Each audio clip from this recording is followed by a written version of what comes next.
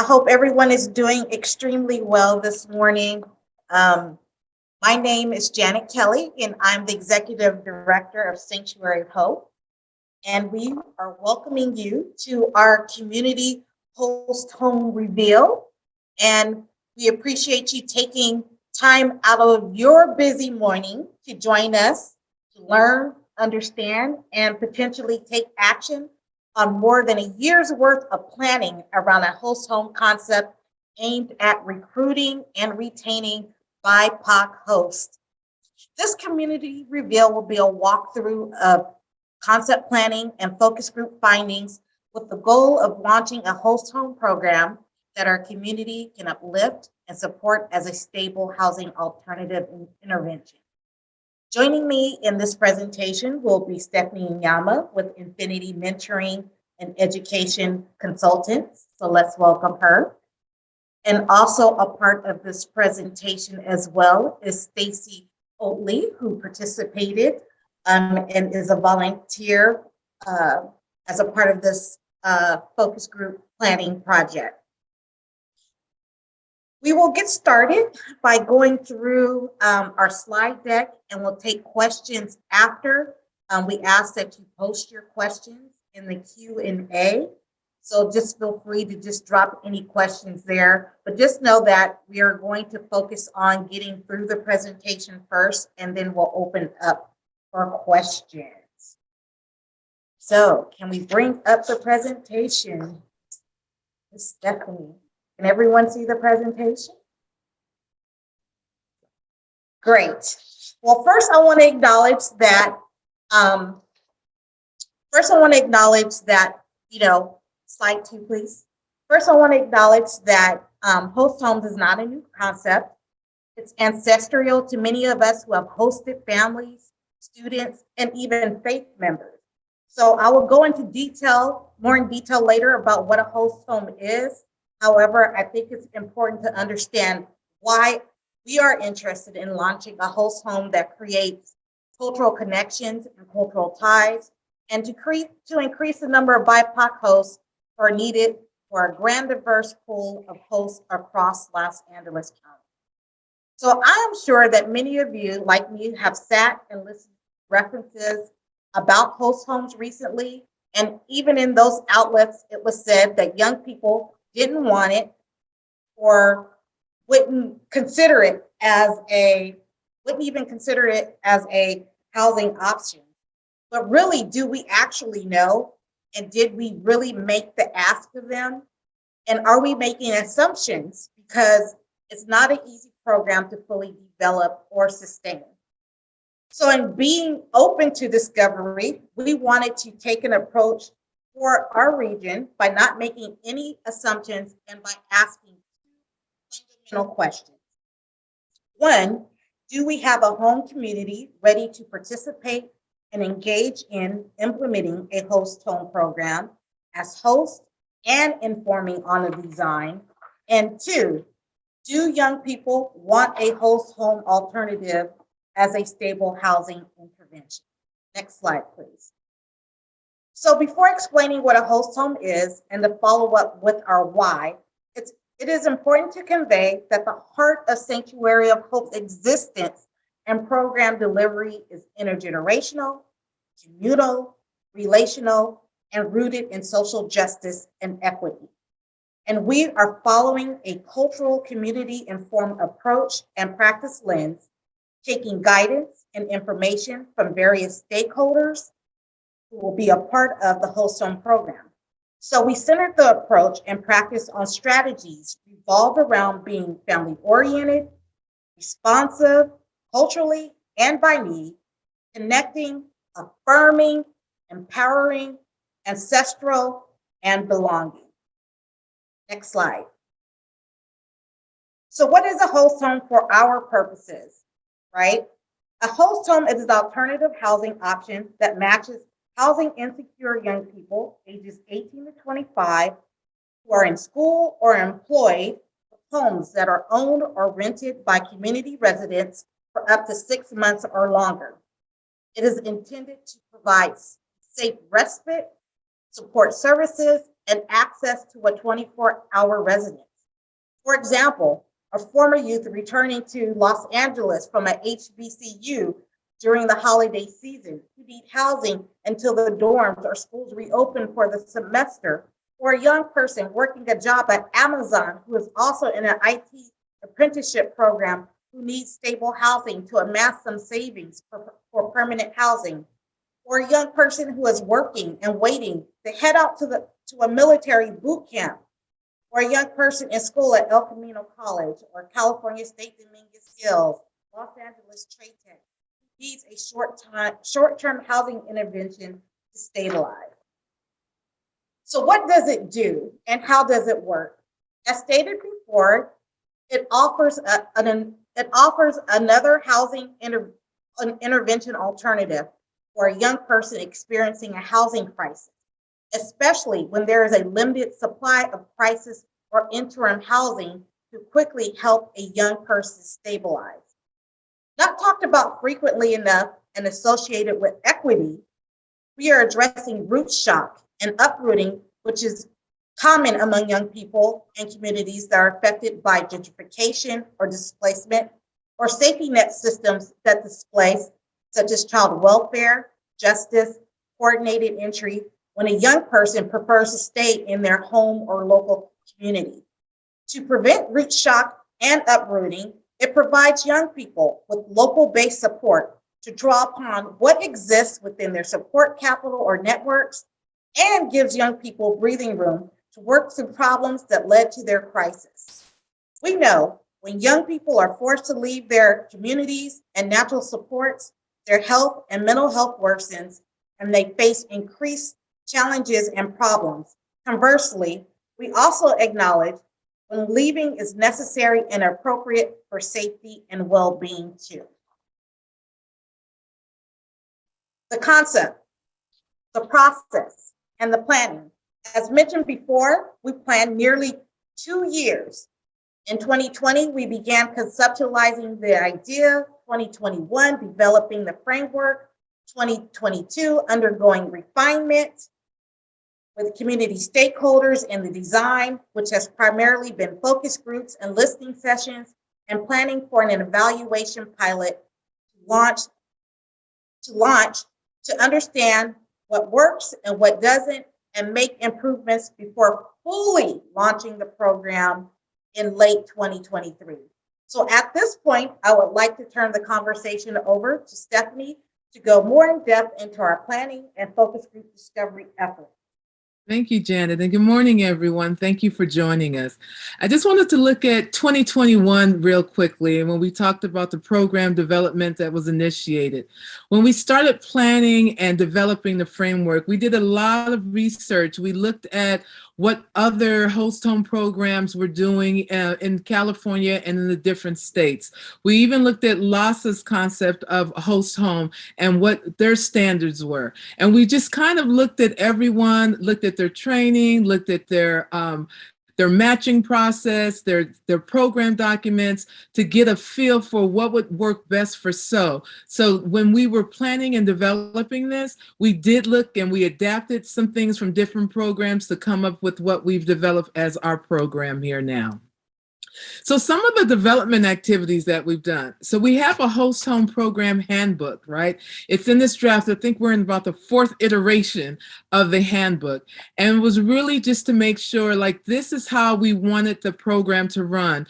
It includes all of the documents, the assessments, the training, everything, so that we would know how we would want the program to run for the participants. It includes the recruitment, orientation, everything in that. And we're consistently, even through after the focus groups, we're consistently updating and making sure that we have the right program for our young people in our community. It also has the young assessments for hosts and for young people. So the young people, when they are coming into the program, they are assessed to see what their goals are, what their needs are. The hosts are also assessed to make sure that it's a right fit, they're a right fit for our program. We have an extensive matching process and tools with that. The young people are usually, when they're in the program, they're accustomed to being told, okay, here's your mentor, or this is the person we've matched you with. But the young people in this program are part of the matching process. They will actually be able to look at which host we're looking to invite into the program. There will be a matching session before they're matched. We'll bring the young people and the host together just to see where the natural relationships start to come and where they'll start to gather towards each other. We're in the process of working on our host recruitment orientation, updating the training curriculum. When we were working with the focus groups,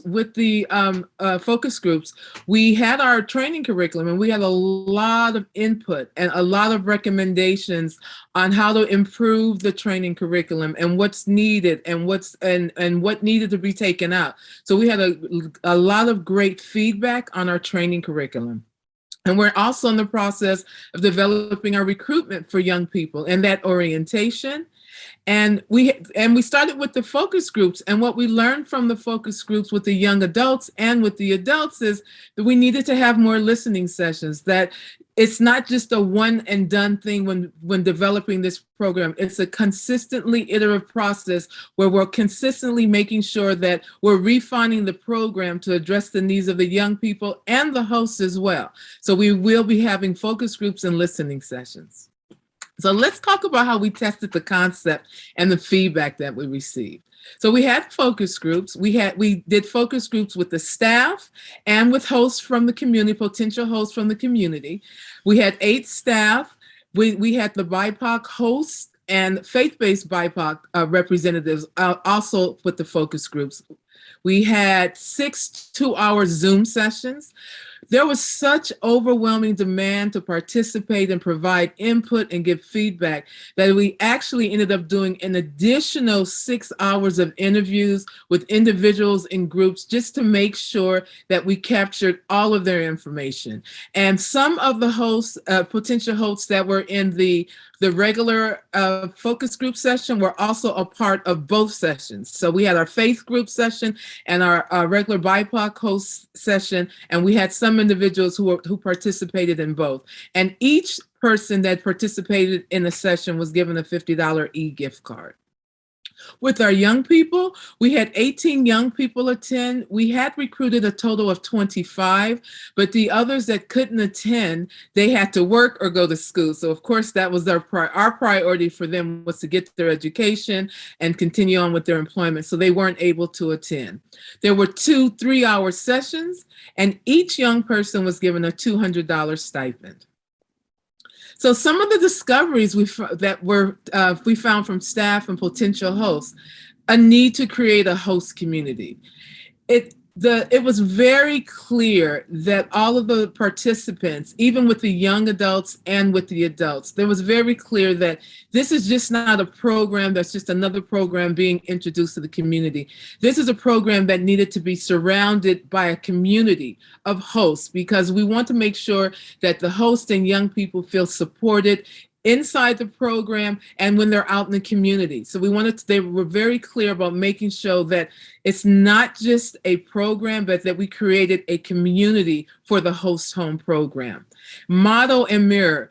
A lot of times we think that our young people may have some knowledge about just the foundational stuff about just living life or doing regular tasks that we do that we take for granted. So with the modeling, we're asking hosts to model the behavior that the young people can look at and see how to do certain things. Mirror the behavior. In other words, being able to show them exactly how it's done, not just talking about it, but actually mirroring and showing them how things are done, or because a lot of times they don't even know to ask the questions. So we're asking the hosts to do the model and behavior.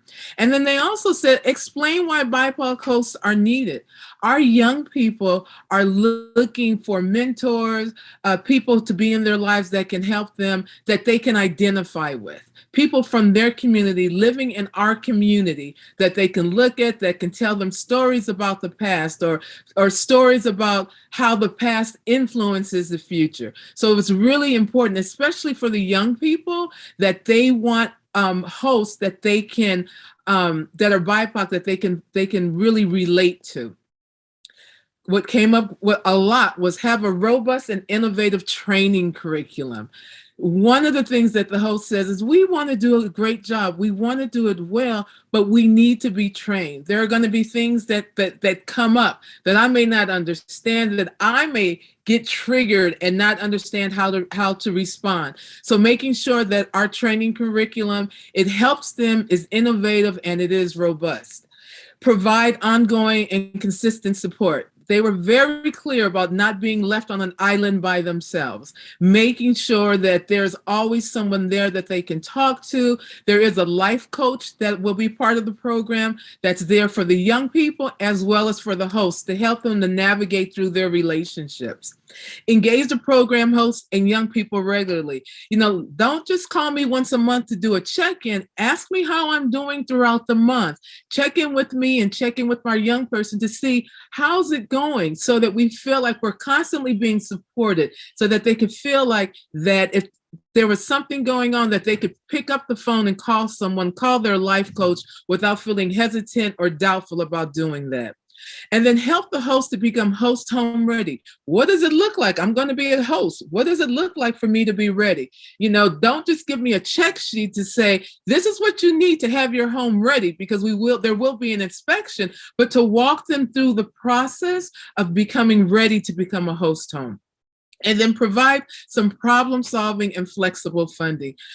There are things that come up. Last week, my battery went out of my car. I had to get a new battery, or, things that come up for the young people that they may need some financial assistance. And the hosts were very clear that they didn't want to feel like they were responsible for fixing this for the young person.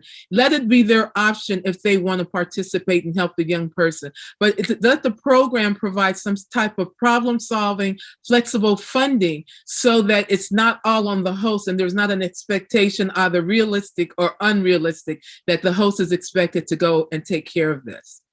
So here's what we heard. I'm glad this program is coming together because it's a necessity for our young people.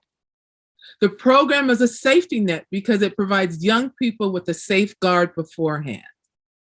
I'm excited about the collaboration with faith partners and individuals who are willing and motivated. Positive experiences enhance a relationship while negative experiences change it. So this is a quote that we did get from the SOHLA staff. One of the things that was really great prior to having the focus groups with the community is when I had the focus group with the staff said, we want to come up with an orientation for the host home program for the community. So the staff actually came up with an orientation for the host home program for the focus groups, and it was greatly received. They really loved it. They loved the representation. We had a lot of BIPOC individuals and a lot of males, and they really appreciate the representation that usually this kind of work or volunteering in this way is usually something that most of the times we see a lot of females or women who are participating, and we were able to show that this program is for everyone. And we're really targeting our BIPOC. We're looking for role models from men and from women. This is assistance for young individuals in transitions of finding themselves. And the great thing about what we heard from our participants was that they really got what we were trying to say. They really understood what we were trying to do, what we're trying to do with the program for our young people. Someone said this, which was very surprising. The stipend should not be seen as additional income for volunteer hosts. If you need this as income to survive, this is not the program for you. So although your intentions may be, well, you want to do this and you think, wow, I'm going to get a stipend, this could help me, help me financially. That's not, if that's your intention, if that's your thinking, that's not what this program is for. The program is for, it's just a stipend is to say, we appreciate you. We think that, there's going to be some things that come up. And the stipend for hosts are $750. And we vetted that with the focus groups. And the focus groups thought that that was a sufficient amount of income of a monthly stipend for them to receive. And then we have another quote from the SOHLA staff: seek to understand and seek to be understood. So overall, the feedback from the hosts and the staff were, it was very well received within the community. It was very well received within the SOHLA staff. What was really interesting is our young people, our staff, and our focus group participants all said we need to create a host home resource community comprised of community residents, congregations, and organizations. And some of the participants at the focus groups also brought to our attention that I may have a bedroom that's ready, but I may not have access to a bed or to furniture. Help me, and that was part of helping them become host home ready, is help me with resources. They're really looking for SOH to be a resource to the community, a resource community, so that we're resources for the young people, resources for the hosts, resources for the program, so that there's a place for them to go to access information. There was significant interest from the participants of the focus group to helping in this way. What they really liked was a way to fill in the gap for helping young people who are working their program, yet still in need of support. This population of young people are highly overlooked because they're in school and because they're working. They look like they have it all together and don't need the help. Well, they're getting it together, but they still do need help. And so what the participants of the focus group, what they really liked about it was that there are a lot of programs to help those young people who are in need or who are in crisis mode. There's resources for them. There's a limited amount of resources for helping these young people who are just doing the right thing, trying to gain their independence, trying to get stabilized housing. And then they like that this was a niche that we can help those who are working their program, but still in need of support. They really liked it. And then we talked about, they're really adamant about making sure we share what the benefits, what they saw as the benefits for participating in the program.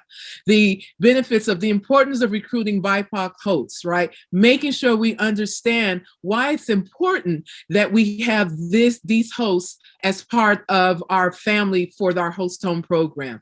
And they liked the fact that it was a short-term commitment with the option to extend, right? So right now what we're saying is we're asking hosts to participate a minimum of 6 months and a maximum of 1 year. And every 90 days, there's a reassessment. There's an assessment that's done to make sure everything is going great. So they like the fact that they have the option to go longer. And a lot of them were like, well, what if I want to go 2 years? What if I want to host 2 young people? And we're like, listen, we'll get through our pilot stage. And then as we look to grow, we can look at all of those future considerations.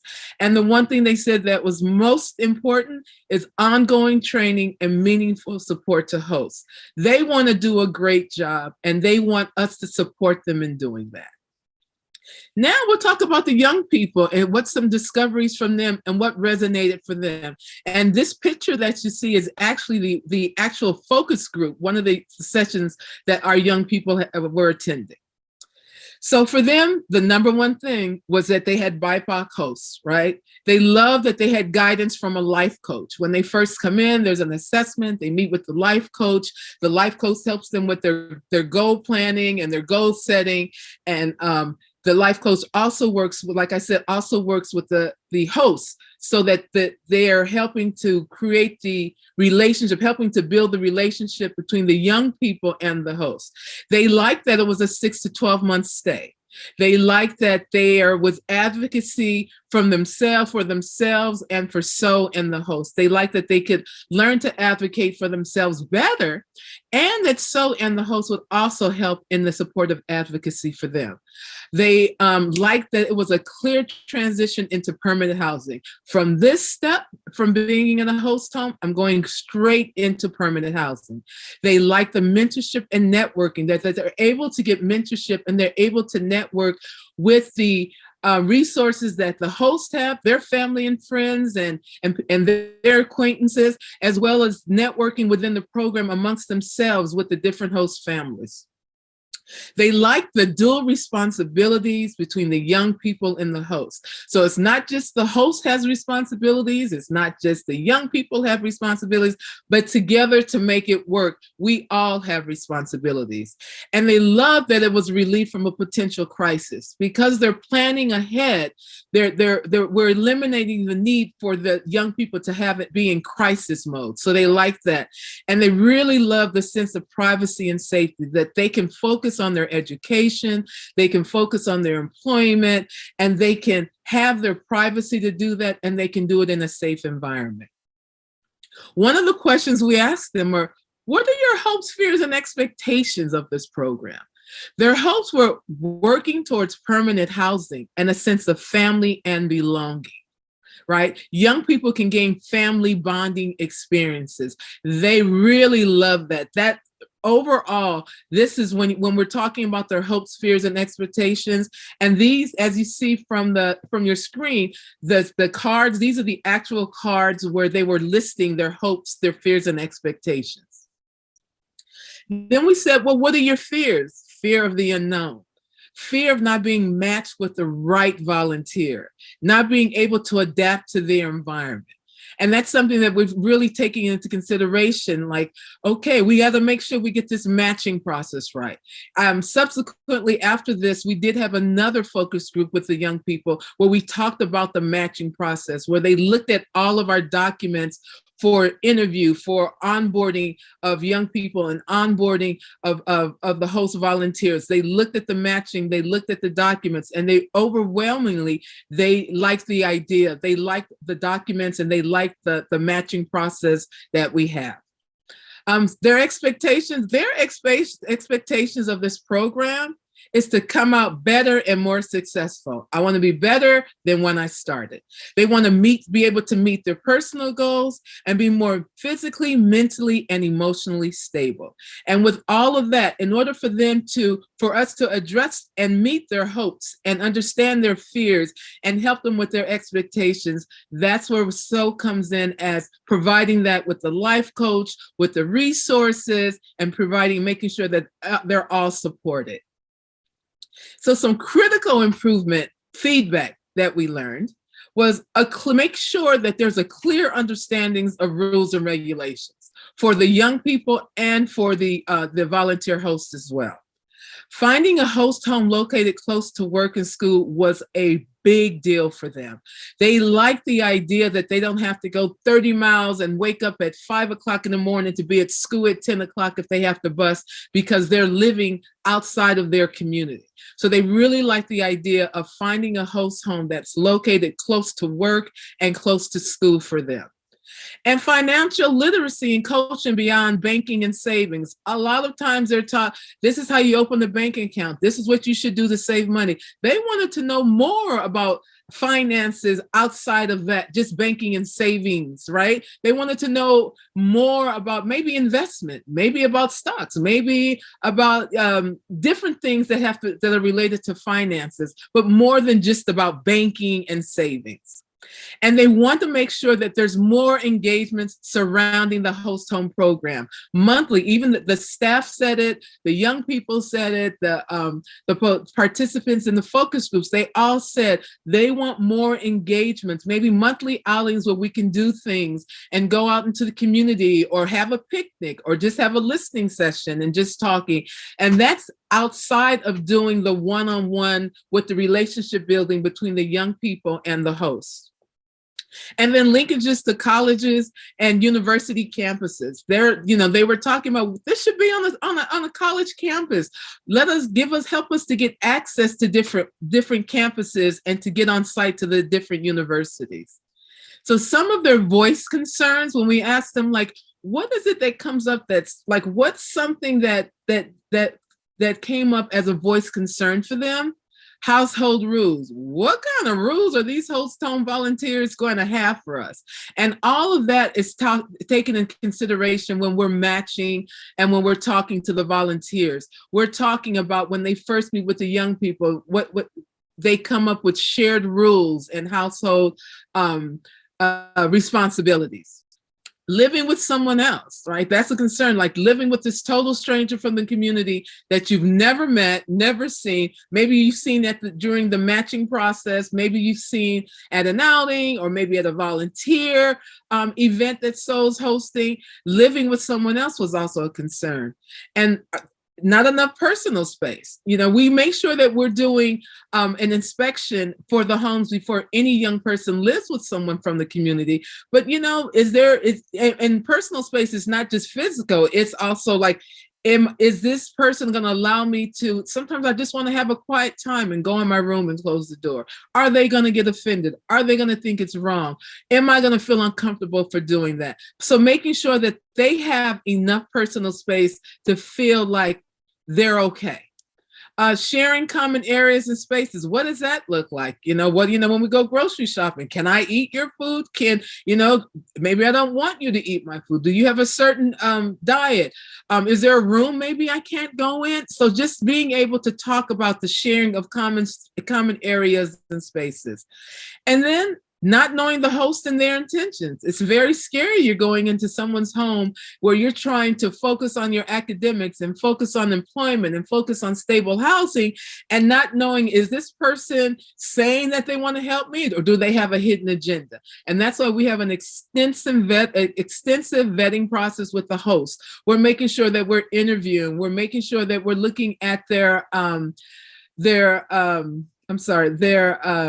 referrals, the people that they're who are going to recommend them into the program. We're making sure that we're talking to them and making sure that we're getting a good feel. And during the training process, there's constant interviewing, there's constant assessment before the young people are matched with the host. We're continuously going to be interviewing through the training process, because a lot of times when you're talking and training people, you can see what their true intentions are. So we're going to make sure that we're going to do our best to make sure that our hosts, their intentions are what they say they are.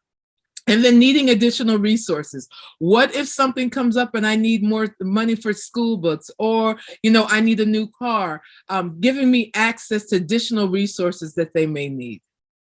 So then we ask the young people, what does success look like? Like, if we were to say that this program is successful, what does it look like? They said they're able to seek information and plan next steps. They want to be able to do this for themselves. The ability to learn patience. A lot of times, and even with my seasoned self, I sometimes don't have patience, but they want to be able to have the ability to learn patience. They want to be able to follow through to be successful for themselves. Becoming financially stable and learning how to budget and handle money. They said success looks like I completed my school or my training program. I have a job that pays well, not just below or barely over the minimum wage, but I have a job that pays well so that I can do extra things like go to the movies, or if I wanted to take a mini vacation, anything like that, so that I'm able to focus on my education and live a great quality life. And success to them is transitioning into permanent housing with peace of mind. They know that they're going to transition. They don't have to worry, where am I going to live? Is this going to just be for 3 months after I leave the host home program? Where am I going to live? What am I going to do? So just having peace of mind to know that when I leave this program, I'm going to transition into permanent stable housing. And that gives me peace of mind. And it gives me a sense of I'm meeting my goals. I'm accomplishing my goals. I'm on the right track. Janet? You're on mute. Thank you. That's great. That's a lot of discovery that we're sharing with folks. But we know that a host home program will have no value or substantive meaning if young people don't believe in it or respect it enough to promote it. We know that most young people operate through word of mouth and make choices based on what they've seen, heard, or experienced. So in thinking about future recruiting and forming thinking about recruiting in the future and forming host home ambassadors, we ask young people, What would you say about the host home program to their peers to consider this housing intervention as an option? In language such as you are safe, expand your mind, be responsible, all of these things were just a few of them. Next slide. So in summary, we believe we answered the two questions asked earlier in the reveal, which is, do we have a home community ready to participate and engage in implementing a host home program as hosts and informing on the design? So that was a resounding yes. And then the other was, do young people want a host home alternative as a staple housing intervention? And that answer to the question is yes. Next slide. So moving forward, we have some additional planning, more specific to evaluation. We want to understand how this works and how it doesn't work, what changes or course corrections are necessary in design, curriculum, and training. And we also want to evaluate objectives and outcomes that are beyond housing, such as permanent connections, raised critical consciousness, school completion, or even job retention. We are concentrating our efforts and growing by engaging in a pilot with 5 or 7 hosts or whatever number is suggested by the evaluator that we plan to bring on. And then hopefully after we complete the pilot with those hosts, we will come back and fully report to you what we found and be ready to fully launch a full-on program in the late fall or winter of 2023. So this pretty much concludes our presentation of our findings, and we are happy to respond to questions, and we will start with questions in the chat first. So the first, can you hear? Can you hear me now?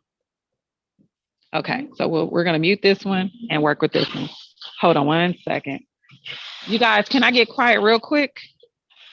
Okay, so the first question is, will we learn about volunteer opportunities? Yes, yes. Once, or as soon as we finish the final curriculum and testing, we actually plan on opening up volunteer opportunities. I believe it's after January. Is that correct, Stephanie? Yes.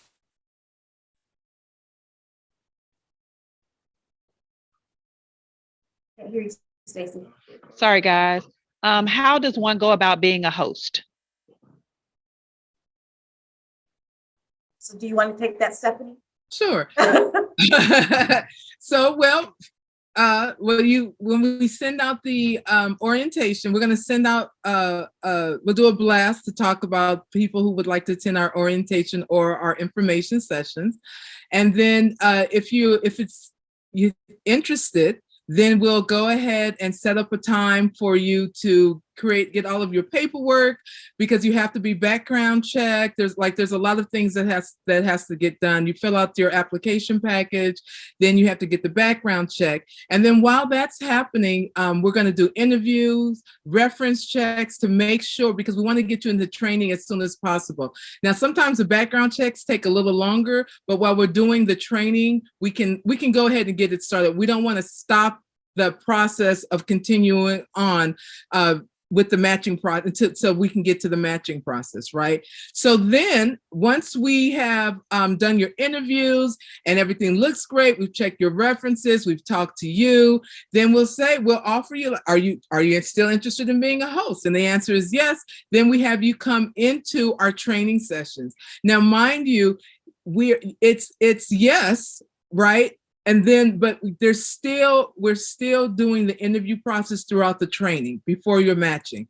So there may be things that don't come up in the beginning that come up towards the end. And if so, we'll just address that person. It's going to be on a case by case basis.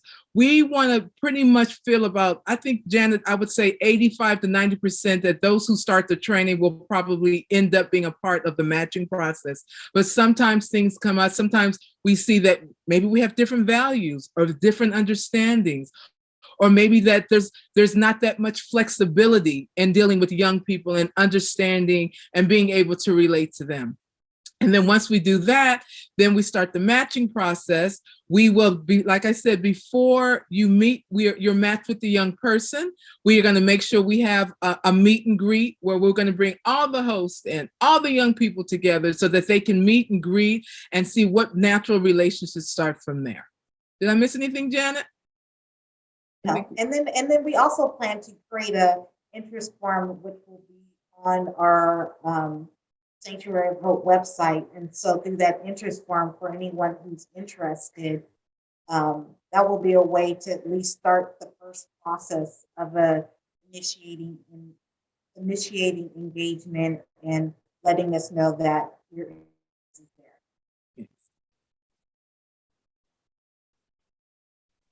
Okay, the last question that we have is, how do young people get connected to permanent housing while living with the host?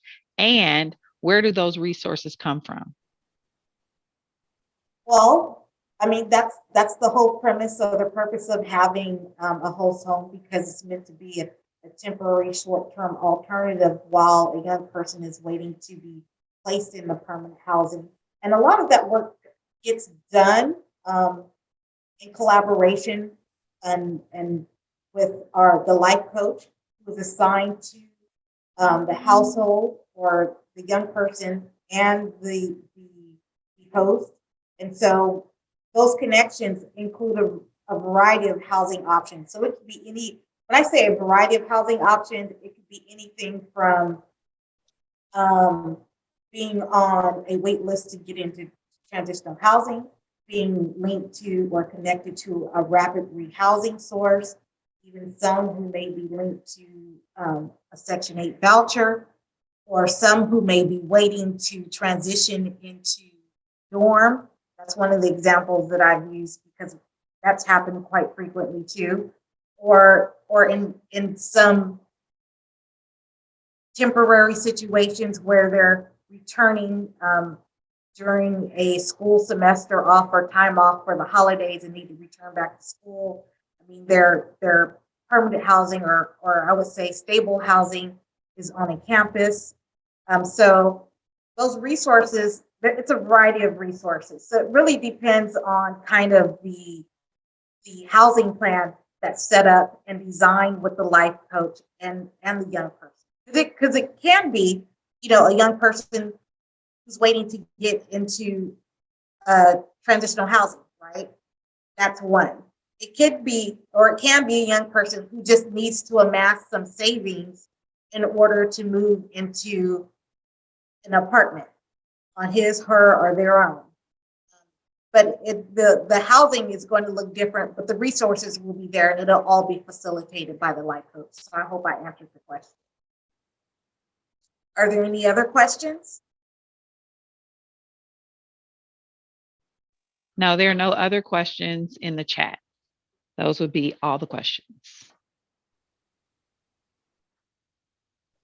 So I will say this, for anyone who's interested and want to stay connected, please feel free to reach out to us. I know that Shamlila is probably, I don't know if she is online or she's participating, but she is going to be the person that is going to be heading this up because it's going to fall under her portfolio as the housing director here at Sanctuary of Hope. And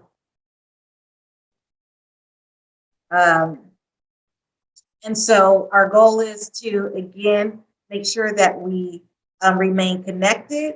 We also want to ensure that we're also sharing updates with you all.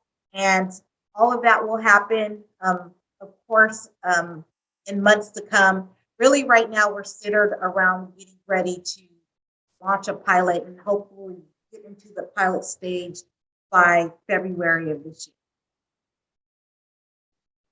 I believe we got another question. We do. What happens if the youth does not find new housing in a year? Well, that's something that we work on with the life coach. I mean, the goal is primarily that a young person would be in a program up to 6 months, right? That's the ultimate. And then after 6 months, or when I say up to, because it can be shorter, really at that 6 months is during the time of the period where it's determined if a young person and a host want to continue that relationship further, right? And that housing determination really is made collectively between the host and the life coach and the young person. So if the young person doesn't find housing, we have alternative housing in which we are going to work with young people. We're going to work with young people towards. I don't know if that answers the question. So either way, they're covered as far as housing. Yes. It does answer the question. And there are no more questions at this time. All right. So I want to thank you all for joining us. We look forward to being in community with you, and I hope you all enjoy your day.